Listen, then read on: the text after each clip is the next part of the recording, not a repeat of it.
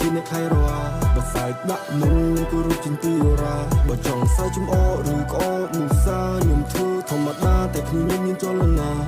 អង្គុយគិតពីរឿងជីវិតតាថាញ់មកគូធ្វើយ៉ាងណាមានរឿងជាច្រើននៅក្នុងចិត្តតែមិនដឹងគូប្រាប់អ្នកណាជីវិតប៉ុន្តែការគិតតែពីនេះអ្នកណាអ្នកថាខ្ញុំអធិដ្ឋានទៅព្រះសម្មាសម្ពុទ្ធចាប់ផុតពីទុក្ខា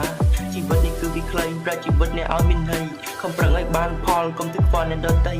ចៅរកបង្កាច់បង្ខូចតែចុងក្រោយអ្នកសល់អ្វីកុំយកគេធ្វើជាស្ពានកុំបំពេញអ្នកដទៃជីវិតនេះទៅខំមកខូចចិត្តអ្នកត្រូវស្អំ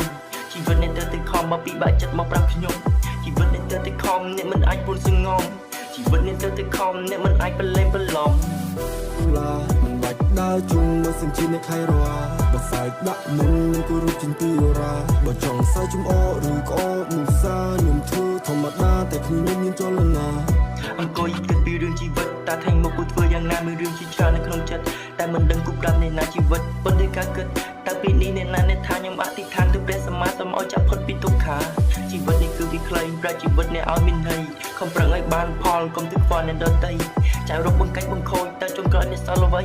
កុំយកគេធ្វើជាស្ពានកុំបំពេញអ្នកដទៃជីវិតនេះទៅខំមកខូចចិត្តអ្នកត្រូវស្អំជីវិតនេះទៅខំមកពិបាកចិត្តមកប្រាប់ខ្ញុំជីវិតនេះទៅខំអ្នកមិនអាចពួនសងំជីវិតនេះទៅខំអ្នកមិនអាចប្រឡែងប្រឡំ